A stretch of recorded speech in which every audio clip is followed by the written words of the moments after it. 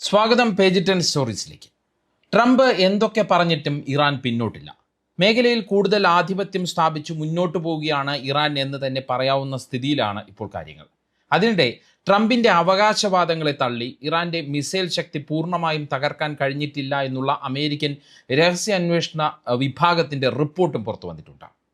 ഇറാന്റെ പക്കൽ ഇപ്പോഴും ആയിരക്കണക്കിന് ഡ്രോണുകളും ഒട്ടേറെ മിസൈൽ ലോഞ്ചറുകളും സുരക്ഷിതമായി ഉണ്ടെന്നാണ് CNN ചാനൽ പുറത്തുവിട്ട ഈ രഹസ്യാന്വേഷണ റിപ്പോർട്ടിൽ സൂചിപ്പിക്കുന്നത്.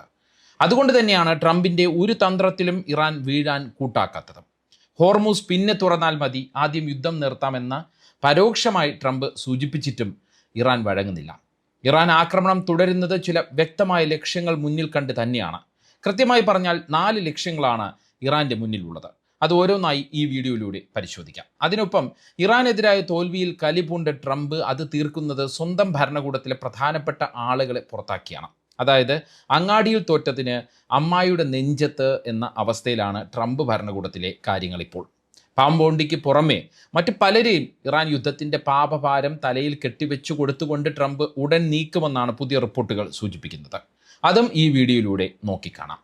ആദ്യം അമേരിക്കയുടെ രഹസ്യാന്വേഷണ റിപ്പോർട്ടിൽ സൂചിപ്പിക്കുന്ന ഇറാന്റെ ശക്തിയെക്കുറിച്ച് അറിയാം.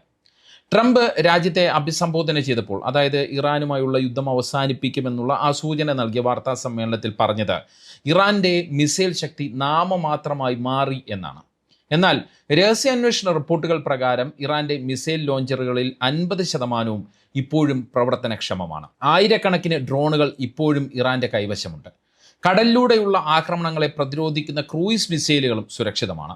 ഇത് ഹോർമൂസ് കടലിടുക്കിലെ കപ്പൽ ഗതാഗതത്തിന് ഭീഷണിയാണെന്ന് രഹസ്യാന്വേഷണ റിപ്പോർട്ട് ഊന്നി പറയുന്നു. ഇറാൻ പതിറ്റാണ്ടുകളായി ഉണ്ടാക്കിയെടുത്ത ഭൂഗർഭ മിസൈൽ സിറ്റികൾ ഇപ്പോഴും മേഖലയിൽ ഉടനീളം നാശം വിതയ്ക്കാൻ പോകുന്ന രീതിയിൽ പ്രാപ്തമാണ്. ഇറാന്റെ എല്ലാ ശേഷിയും 2 ആഴ്ചയ്ക്കകം അവസാനിക്കുമെന്ന് വിചാരിച്ചവർക്ക് തെറ്റിയെന്ന് രഹസ്യാന്വേഷണ റിപ്പോർട്ട് തയ്യാറാക്കിയ ഉദ്യോഗസ്ഥർ സാക്ഷ്യപ്പെടുത്തുന്നു. വേഗത്തിൽ ഒളിപ്പിക്കാൻ കഴിയുന്ന മൊബൈൽ മിസൈൽ ലോഞ്ചറുകൾ അമേരിക്കയ്ക്ക് ഇപ്പോഴും വെല്ലുവിളിയാണെന്നും റിപ്പോർട്ട് സാക്ഷ്യപ്പെടുത്തുന്നു. നിരവധി ഈ മൊബൈൽ മിസൈൽ ലോഞ്ചറുകൾ ഇറാന്റെ കൈവശമുണ്ട് എന്നാണ് ഈ റിപ്പോർട്ട് പറയുന്നത്. എന്തായാലും ഏറ്റവും പുതിയ വിവരം അനുസരിച്ച് അമേരിക്കയുടെ മറ്റൊരു അത്യാധുനിക പോർ വിമാനം കൂടി ഇറാൻ വെടിവെച്ചിട്ടു. ഇത് അമേരിക്കയ്ക്ക് കനത്ത ആഘാതമാണ്. തങ്ങളുടെ വ്യോമ അതിർത്തി ലംഘിച്ച F-35 യുദ്ധവിമാനം വെടിവെച്ചിട്ടു എന്നാണ് ഇറാനിലെ മെഹർ വാർത്താ ഏജൻസിയെ ഉദ്ധരിച്ച് റോയിറ്റേഴ്സ് റിപ്പോർട്ട് ചെയ്യുന്നത്. സെൻട്രൽ ഇറാന് മുകളിൽ വെച്ച് പുതിയ വ്യോമ പ്രതിരോധ സംവിധാനം ഉപയോഗിച്ച് വിമാനം തകർത്തു എന്നാണ് ഇറാന്റെ ഇസ്ലാമിക് റവല്യൂഷണറി ഗാർഡ് കോർപ്സ് വ്യക്തമാക്കുന്നത്. വിമാനം തകർന്നു വീണപ്പോൾ വലിയ സ്ഫോടനമുണ്ടായെന്നും അതിനാൽ പൈലറ്റ് രക്ഷപ്പെടാൻ സാധ്യതയില്ലെന്നും ഇറാൻ ഔദ്യോഗിക മാധ്യമങ്ങൾ റിപ്പോർട്ട് ചെയ്യുന്നു. എന്നാൽ ഈ വീഡിയോ തയ്യാറാക്കുന്നതുവരെ അമേരിക്ക സ്ഥിരീകരിച്ചിട്ടില്ല. ഇതിനൊപ്പം ഇസ്രയേലിലെ പ്രധാനപ്പെട്ട മേഖലകൾ ലക്ഷ്യമാക്കി ഇറാൻ മിസൈൽ വർഷം തുടരുകയാണ്.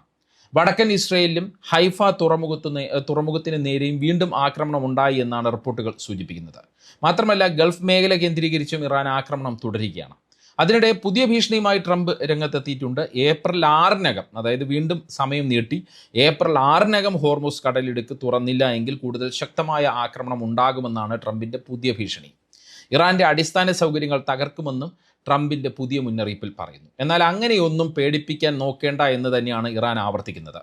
സിവിലിയൻ കേന്ദ്രങ്ങൾ ആക്രമിച്ചത് കൊണ്ടൊന്നും ഇറാൻ കീഴടങ്ങില്ല എന്നാണ് ഇറാന്റെ വിദേശകാര്യമന്ത്രി അബ്ബാസ് അരാക്ചിയുടെ പ്രതികരണം.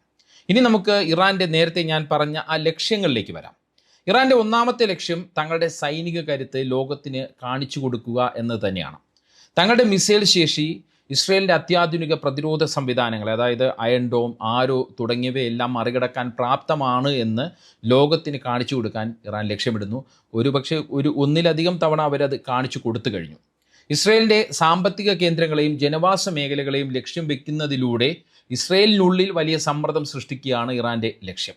ഇതിലൂടെ ഇനി ഇറാനെ ആക്രമിക്കുന്ന കാര്യം ഇസ്രയേൽ ഭരണകൂടം ആലോചിക്കുക പോലും ചെയ്യരുത് എന്ന നിലപാടിലേക്ക് അവരെ എത്തിക്കാൻ തന്നെയാണ് ഇറാൻ തീരുമാനിച്ചിരിക്കുന്നത്. രണ്ടാമത്തെ കാര്യത്തിലേക്ക് വന്നാൽ, മേഖലയിലെ ഇറാൻ്റെ സ്വാധീനം അത് എത്രത്തോളം വലുതാണെന്നും നിർണായകമാണെന്നും ലോകത്തിന് മുന്നിലും പ്രത്യേകിച്ച് ഗൾഫ് മേഖലയിൽ അല്ലെങ്കിൽ ഗൾഫ് രാജ്യങ്ങൾക്ക് മുന്നിലും കാണിച്ചു കൊടുക്കുക എന്നത് ഇറാൻ്റെ ലക്ഷ്യമാണ്. ഗൾഫ് രാജ്യങ്ങളിലെ എണ്ണ ശുദ്ധീകരണശാലകൾക്കും വാട്ടർ പ്ലാന്റുകൾക്കും നേരെ ആക്രമണം നടത്തുന്നതിലൂടെ അമേരിക്കയുമായി സഹകരിക്കുന്ന രാജ്യങ്ങൾക്ക് വലിയ സാമ്പത്തിക നഷ്ടമുണ്ടാകുമെന്ന് ഇറാൻ ആവർത്തിച്ച് മുന്നറിയിപ്പ് നൽകുകയാണ്. ഒരു പ്രശ്നം വന്നാൽ അമേരിക്കയുമായി സഹകരിക്കുന്നത് തങ്ങളുടെ ശത്രുക്കളാണെന്നോ മിത്രങ്ങളാണെന്നോ തങ്ങൾ നോക്കില്ല എന്നും ഇറാൻ ഈ ആക്രമണങ്ങളിലൂടെ വ്യക്തമാക്കുകയാണ്. മാത്രമല്ല, ഹോർമൂസ് കടലിടുക്കും ചെങ്കടലിലെ ബാബ് അൽ മന്ദബ് കടലിടുക്കും തങ്ങളുടെ കൈവശമാണ് എന്ന് ലോകത്തിന് മുന്നിൽ ഇറാൻ തെളിയിച്ചിരിക്കുകയുമാണ്. തങ്ങൾ വിചാരിച്ചാൽ ആഗോള എണ്ണ വിപണിക്ക് എന്തും സംഭവിക്കാമെന്നും ഇറാൻ തെളിയിച്ചുകൊണ്ടേയിരിക്കുന്നു. അതായത് ഇറാൻ അതിനിർണായകമായ ഒരു രാജ്യമാണെന്നും ഇറാൻ്റെ പരമാധികാരത്തെ എല്ലാവരും അംഗീകരിക്കണമെന്നും ചോദ്യം ചെയ്താൽ വലിയ പ്രത്യാഘാതം ഉണ്ടാകുമെന്നും അല്ലെങ്കിൽ അതിൻ്റെ പ്രത്യാഘാതം അതിരൂക്ഷമായിരിക്കുമെന്നും തെളിയിക്കാൻ ട്രംപും ഇസ്രയേലും ഈ സംഘർഷത്തിലൂടെ ഇറാന് അവസരമുണ്ടാക്കി കൊടുത്തു എന്ന് തന്നെ നമുക്ക് പറയാം. മൂന്നാമത്തെ കാര്യം, ട്രംപിൻ്റെ ഭീഷണി നേരിടുക എന്നതാണ്. ട്രംപിൻ്റെ സമ്മർദ്ദ തന്ത്രങ്ങൾക്ക് മുന്നിൽ അടിപതറിയാൽ അല്ലെങ്കിൽ ചർച്ചാ തന്ത്രങ്ങൾക്ക് മുന്നിൽ നിന്നുകൊടുത്താൽ അത് ഭരണകൂടത്തിൻ്റെ തന്നെ പതനത്തിന് കാരണമാകുമെന്ന് ഇറാൻ കൃത്യമായി വിലയിരുത്തുന്നു.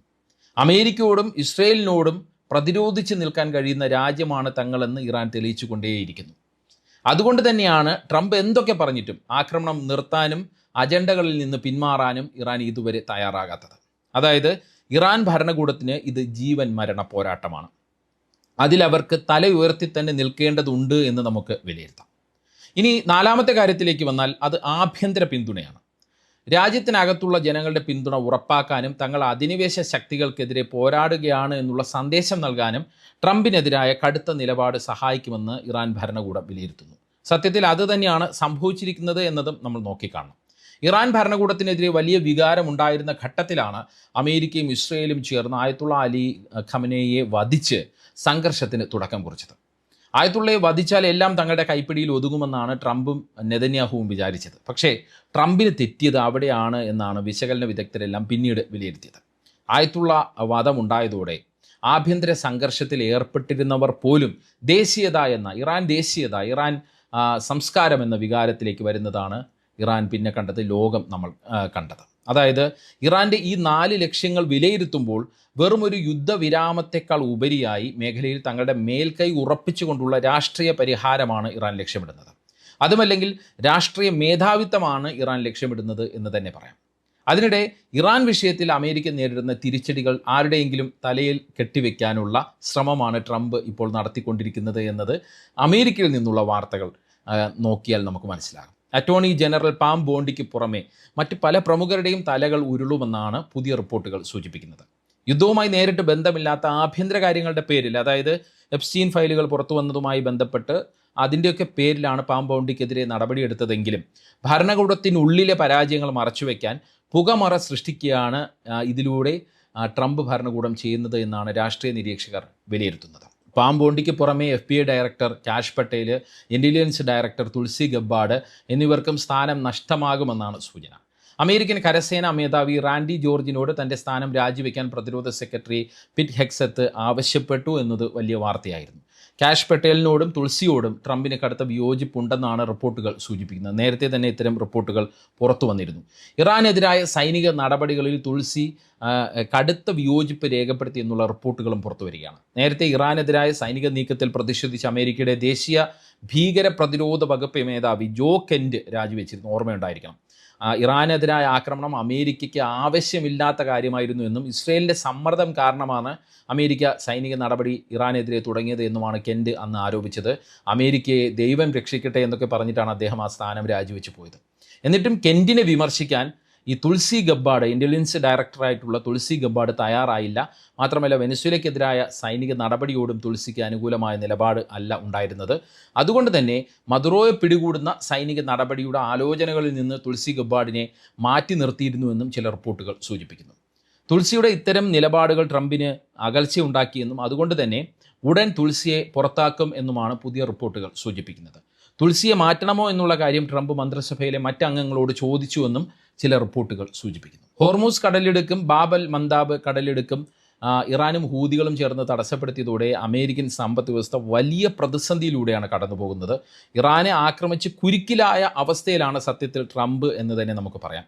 എന്നാൽ അത് തൻ്റെ വീഴ്ചയല്ലെന്ന് വരുത്തി തീർക്കാനുള്ള ശ്രമങ്ങളാണ് ഈ പുറത്താക്കലുകളിലൂടെ ട്രംപ് ഇപ്പോൾ നടത്തിക്കൊണ്ടിരിക്കുന്നത്. ഇറാനിലെ പരാജയങ്ങൾ ആരുടെയെങ്കിലുമൊക്കെ തലയിൽ കെട്ടിവെച്ച് തൻ്റെ ഇമേജ് സംരക്ഷിക്കാനുള്ള പെടാപ്പാടാണ് ട്രംപ് നടത്തുന്നത് എന്നാണ് രാഷ്ട്രീയ നിരീക്ഷകരെല്ലാം വിലയിരുത്തുന്നത്. ഇതിന് കാരണം നവംബറിലെ ഇടക്കാല തെരഞ്ഞെടുപ്പാണ്. ഇറാനെതിരായ സൈനിക നടപടിയിൽ നിന്ന് ഇപ്പോൾ കൈ കഴുകിയില്ല എങ്കിൽ റിപ്പബ്ലിക്കൻ പാർട്ടി, അതായത് ട്രംപിൻ്റെ പാർട്ടിയുടെ പ്രകടനം ഈ തെരഞ്ഞെടുപ്പിൽ അതിദയനീയമായി മാറുമെന്നാണ് പല സർവേകളും സൂചിപ്പിക്കുന്നത്. അതുകൊണ്ടാണ് ട്രംപ് ഇത്തരം നീക്കങ്ങളുമായി, അതായത് ഈ പുറത്താക്കൽ നടപടികൾ, അതായത് ചിലരുടെ മുകളിൽ ഈ കുറ്റം കെട്ടിവെക്കാനുള്ള നീക്കങ്ങളുമായി മുന്നോട്ട് പോകുന്നത് എന്നാണ് രാഷ്ട്രീയ നിരീക്ഷകർ വിലയിരുത്തുന്നത്. എന്തായാലും രണ്ടും കൽപ്പിച്ച് ഇറാൻ മുന്നോട്ട് പോകുമ്പോൾ ഇനി എന്ത് ചെയ്യണമെന്ന് അറിയാത്ത അവസ്ഥയിലാണ് ട്രംപും നെതന്യാഹുവും എന്ന് തന്നെ നമ്മൾ നോക്കിക്കാണേണ്ടി വരും, വിലയിരുത്തേണ്ടി വരും. യുദ്ധത്തിൽ തോറ്റുവെന്ന് സമ്മതിക്കാനും വയ്യ, സംഘർഷവുമായി മുന്നോട്ട് പോകാനും വയ്യാത്ത അവസ്ഥയിലാണ് ട്രംപ്. എന്നാൽ ഇറാനെ ആക്രമിക്കുന്നത് തുടരാമെന്ന നിലപാടിൽ തന്നെയാണ് ഇപ്പോഴും നെതന്യാഹു ഭരണകൂടം ഉള്ളത് എന്നാണ് റിപ്പോർട്ടുകൾ സൂചിപ്പിക്കുന്നത്. 2 ആഴ്ച കൂടി ഇറാനെ ആക്രമിച്ചാൽ ഇറാനെ പൂർണ്ണമായും നശിപ്പിക്കാൻ കഴിയുമെന്നാണ് നെതന്യാഹു ടീമിൻ്റെ വിലയിരുത്തൽ. എന്നാൽ ഇനി അതിന് തങ്ങളില്ല എന്ന നിലപാടാണ് ട്രംപ് ഭരണകൂടം സ്വീകരിക്കുന്നത്. ഇനിയും സംഘർഷവുമായി മുന്നോട്ട് പോയാൽ വലിയ പ്രത്യാഘാതമുണ്ടാകുമെന്ന് തന്നെയാണ് ട്രംപിനെ പല പ്രമുഖരും പല വിശകലന വിദഗ്ധരും മുന്നറിയിപ്പ് നൽകിയിരിക്കുന്നത്. അതുതന്നെയാണ് ട്രംപിനെ പിന്നോട്ടടിക്കുന്നത്. എന്താണ് ഈ വിഷയത്തിൽ നിങ്ങളുടെ അഭിപ്രായം? കമൻറ്റ് ചെയ്യുക. വാട്സപ്പിൽ പേജ് 10 സ്റ്റോറീസ് വീഡിയോകൾ കിട്ടാൻ കമൻറ്റ് ബോക്സിലുള്ള ലിങ്കുകൾ ക്ലിക്ക് ചെയ്യാം. വാട്സപ്പ് ചാനലിലോ വാട്സപ്പ് ഗ്രൂപ്പിലോ അംഗമാകാം. നന്ദി, നമസ്കാരം.